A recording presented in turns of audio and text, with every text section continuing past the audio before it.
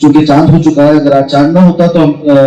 تعارف پر کچھ مزید وقف کرتے، مگر آج تراویح کے ساتھ بات کو اور نصاب کو مکمل کرنا ہے تو کچھ تیزی کے ساتھ آگے بڑھیں گے۔ سورہ فاتحہ جیسا کہ نام سے بھی واضح ہے، فاتحہ یعنی ابتدا، آغاز، اور وہ شے جو کھولنے والی ہے، یعنی قرآن حکیم کو کھولنے والی سورت۔ اور اس کا یہ نام بھی ہے، اس کے علاوہ اور کئی نام قرآن حکیم اور احادیث مبارکہ سے معلوم ہوتے ہیں، جیسے ام الکتاب بھی کہا گیا، جیسے اسے سبع المثانی بھی کہا گیا۔ سبع المثانی یعنی 7 بار بار دہرائے جانے کے قابل۔ اسی طرح القرآن العظیم بھی اسی سورت کو کہا گیا۔ الشافیہ بھی اسے کہا گیا کہ یہ شفا دینے والی سورت ہے، اس کو پڑھ کر دم کر دیا جائے بخاری کی روایت کے موافق تو اس سے مرض جاتا رہتا ہے، شفا کا ذریعہ بن جاتی ہے سورت۔ اسی طرح کافیہ کفایت کر جانے والی سورت سے بھی اسے تعبیر کیا گیا۔ اصلا یہ ایک دعا ہے جس میں قرآن حکیم اور سورہ فاتحہ کے مابین نسبت یہ ہے کہ ایک ایسا آدمی جو اپنے رب کو پہچان لے اور پہچاننا چاہتا ہو تفصیل کے ساتھ، وہ اس بات کو جانتا ہے کہ میں اپنے رب کی عبادت چاہتا ہے، اس بات کو کہ میں اپنے رب کی عبادت کروں، تو وہ کہاں سے آغاز کرے؟ پہلی بات یہ کہ جتنی طلب اور طلب ہوگی اتنی عطا ہوتی ہے، تو طلب اور طلب کیسی ہو یہ سکھا دیا گیا اس صورت میں، کس طرح مانگا جائے،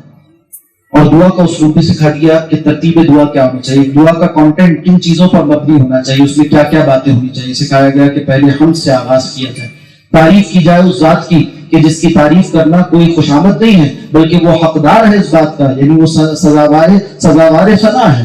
مستحق ہے اس بات کا کہ اس کی تعریف کی جائے۔ انسان صرف اپنے خالق کی تعریف کرتا رہے تب بھی ناکافی ہے، تو سکھایا گیا کہ تعریف سے، حمد سے، ثنا سے آغاز کیا جائے، پھر اللہ کا ایک تعارف کروایا گیا، پھر اس کے بعد اس کی صفات کا کہ جس کا کلام تم آگے پڑھنے جا رہے ہو وہ کتنا عظیم المرتبت ہے، اس کی شانیں کیا کیا ہیں، اس کی صفات کیا ہے، ذات کو پہچانا صفات سے جاتا ہے، اور وہ صفات عالیہ کیا ہے اللہ کی، ان کو سکھایا گیا، بتایا، اور پھر بتایا گیا کہ بامقصد زندگی وہ ہے جو آخرت کو سامنے رکھ کر گزاری جائے۔ چنانچہ روز جزا کا ذکر بھی آ گیا، پھر اس کے بعد اپنے عز و انکساری کا اظہار، اور ہم انہی جذبات کے ساتھ، یہ جو باتیں اس کی جا رہی ہیں انشاءاللہ ہم سب انہی جذبات کے ساتھ قرآن حکیم کے اس مطالعے کا آغاز کرتے ہیں۔ پھر سکھایا گیا کہ اپنی عاجزی کا اظہار کرے انسان اور اللہ کے حضور دعا کرے کہ اللہ میں صرف آپ ہی پر بھروسہ کرتا ہوں، آپ ہی سے مدد مانگتا ہوں، آپ ہی کی بندگی کرتا ہوں، اور آپ مجھے سیدھا راستہ دکھا دیجئے۔ سیدھے راستے کی ہدایت طلب کی گئی، اور پھر راستہ کن لوگوں کا، وہاں پہ طبقات جو نوع انسانی میں قائم ہوتے رہے ان کا بھی تذکرہ آ گیا۔ اب آئیے الفاظ قرآن کو پڑھتے ہیں۔ بسم اللہ الرحمن الرحیم۔ اس کے بارے میں اتفاق ہے علماء کا کہ یہ سورت کا حصہ نہیں ہے بلکہ یہ ایک طرح سے ایک سورت سے دوسرے سورت کے مابین فصل ہے۔ امام شافعی رحمۃ اللہ علیہ کے نزدیک سورت کا حصہ ہے، اور ہمارے علماء احناف کے نزدیک اتفاق ہے اس بات کا کہ سورتوں کا حصہ نہیں ہے سوائے ایک مقام کے جہاں پر کہ حضرت سلیمان علیہ سورہ نمل میں حضرت سلیمان علیہ السلام کے خط میں جہاں بسم اللہ الرحمن الرحیم کے الفاظ آتے ہیں۔ بسم اللہ الرحمن الرحیم، اللہ کے نام سے آغاز جو رحمان اور رحیم ہے۔ رحمان اور رحیم میں کیا نسبت ہے؟ علماء نے لکھا کہ رحمان وہ رحمت ہے جو عام ہو، ہر ایک تک پہنچ رہی ہو، مگر زوردار بھی ہے، مگر پائیدار نہ ہو۔ دنیا کی جو رحمت، دنیا میں اللہ سبحانہ و تعالیٰ کی یہ شان رحمانیت یہ متعلق ہے نوع انسانی سے، اس لیے کہ وہ عام ہے، کافروں کو بھی پہنچ رہی ہے، کافروں کو بھی مہلت اللہ نے دے رکھی ہے،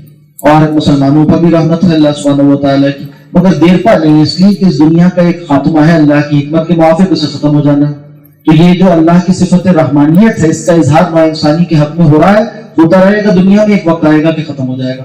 اور پھر اس کے بعد صفت رحیمیت ہے، یہ پائیدار ہے اور یہ مسلمانوں کے لیے خاص ہے۔ اسی لیے تعبیر کرتے ہوئے بعض مفسرین نے لکھا کہ رحمان الدنیا و رحیم الآخرہ، اللہ سبحانہ و تعالیٰ دنیا کا رحمان ہے اور آخرت کا رحیم ہے، اور یہ پائیدار بندے مومن کے حق میں ہے کہ وہاں جنت جب کسی بندے مومن کو مل جائے گی تو اب یہ رحمت خداوندی ایسی ہے جو بے پایا ہے، ہمیشہ ہمیشہ کے لیے، ہمیشہ ہمیشہ اسے جنت میں ڈال دیا جائے گا۔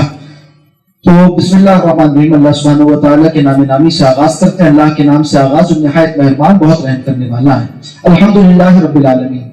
تمام تعریف، کل شکر، کل ثنا، تمام اچھی باتیں اللہ سبحانہ و تعالیٰ کے لیے ہیں، للہ، اللہ کے لیے۔ اللہ ہی اس کا اسم ذاتی ہے، اسم علم ہے۔ اللہ کے معنی کیا ہے یہ متعین نہیں کی جاتی، یہ ایک ذات ہے جس کا نام ہے، باقی سارے معنی صفات کے ہیں جو اپنی جگہ آتے جاتے ہیں، جیسے رب العالمین اس کی صفت ہے۔ الحمدللہ رب العالمین، رب العالمین پالنے والا جہانوں کا، جہانوں سے کیا مراد ہے؟ دنیا کا جہان، آخرت کا جہان، پرندوں کا جہان، انسانوں کا جہان، جنات کا جہان، یہ سارے جہان، سمندر کا جہان، اسی طرح بری جہان، لہری جہان، یہ سارے جہان اس میں آ گئے۔ فرمایا کہ جو تمام جہانوں کا پالنے والا ہے، الرحمن الرحیم، پھر وہی دونوں صفات آئیں کہ جو نہایت مہربان بہت رحم کرنے والا ہے، مالک یوم الدین جو مالک ہے روز جزا کا، مالک یوم الدین جو مالک ہے روز جزا کا۔ شاہ عبد القادر صاحب رحمۃ اللہ علیہ ترجمہ کیا کہ جو صرف روز جزا روز قیامت ہی نہیں ہے بلکہ اس دنیا میں بھی اور آخرت میں بھی وہ مالک ہے، تو روز جزا سب جہانوں کا وہ مالک ہے۔ مالک یوم الدین ایاک نعبد و ایاک نستعین، ایاک نعبد اے اللہ ہم تیری ہی بندگی کرتے ہیں، نعبد و ایاک عام تعبیر تھی مگر ایاک یہاں پر پہلے لایا گیا تاکہ تاکید ہو جائے، سوائے تیرے کسی اور کی بندگی نہیں کرتے، اللہ تیری ہی بندگی کرتے ہیں، و ایاک نستعین اور اے اللہ ہم تجھ ہی سے مدد چاہتے ہیں۔ معلوم ہوا کہ مدد چاہنا بھی بندگی کا ایک پہلو ہے، استمداد کسی کو پکارا جائے مدد کے لیے، ایک ہے طبعی تقاضوں کے تحت، تو یہ تو کسی مخلوق سے بھی مانگی جا سکتی ہے مدد، مجھے پانی پلا دے، میرا یہ کام کر دے، باقی ایک ہے ما فوق الطبع، یعنی جو طبعی عادی قوانین ہیں ان سے اوپر کسی سے مدد مانگی جائے کہ بیٹا دے دے، بارش برسا دے اور جو ہے وہ آفت ٹال دے، یہ ساری جو دعائیں ہیں یہ استمداد، یہ جو مدد ہے یہ تعبد کا حصہ ہے، ایسی ہستی سے جائز ہے جو قادر مطلق اور صرف اللہ سبحانہ و تعالیٰ ہے۔ تو عبادت کے ساتھ ساتھ یہاں پر جیسے عبادت غیر اللہ کی جائز نہیں، اسی طرح سے جو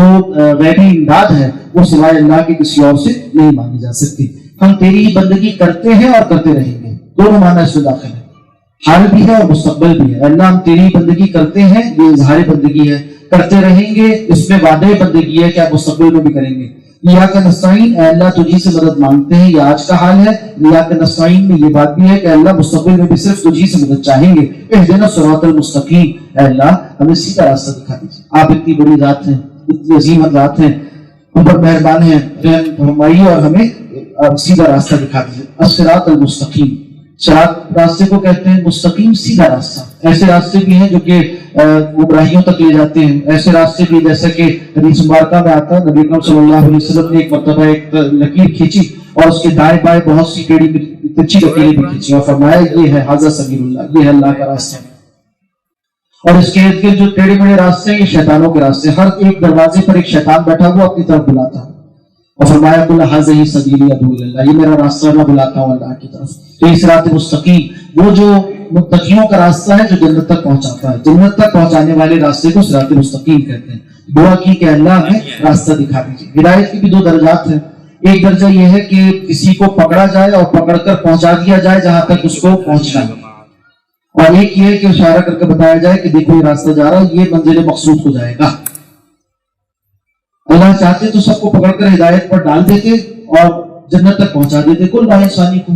مگر ایسا اللہ نے نہیں کیا۔ جس اسکیم کے تحت، جس حکمت کے تحت اللہ نے اس کائنات کو بنایا وہ آزمائش ہے، امتحان ہے، چنانچہ راستہ ہدایت کا دکھایا اور ہدایت پر چلنے والے نمونے سامنے رکھ دیے نو انسانی کے۔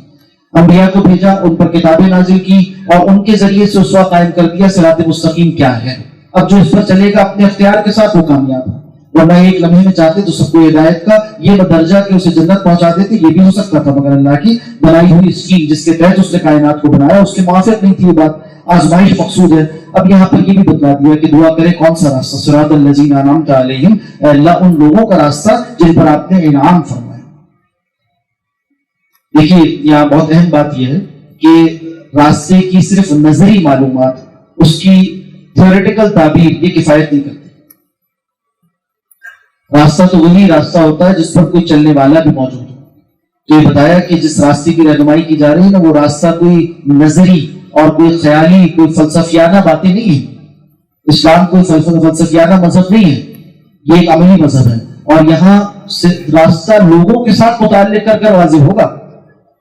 انبیاء اکرام علیہ السلام کی جماعت ہے جو اس راستے پر گزری ہے، ان کی اتباع کرو گے، ان افراد سے متعلق ہوگے تو راستہ ملے گا۔ اسی طرح سے بعد میں ان کے پیروکار، سچے پیروکار، ان کے ساتھ متعلق ہوگے تو راستہ ملے گا۔ صرف کتاب پڑھ لینے سے، صرف فلسفے سن لینے سے اور خیال کے گھوڑے دوڑانے سے ہدایت کا راستہ نہیں ملا کرتا۔ صراط الذین انعمت علیہم، افراد کا ذکر آ گیا، راستہ ان لوگوں کا جن پر انعام کیا آپ نے، غیر المغضوب علیہم، نہ ان لوگوں کا راستہ کہ جن پر آپ کا غضب نازل ہوا، ولا الضالین، اور نہ ان لوگوں کا جو گمراہ ہوئے۔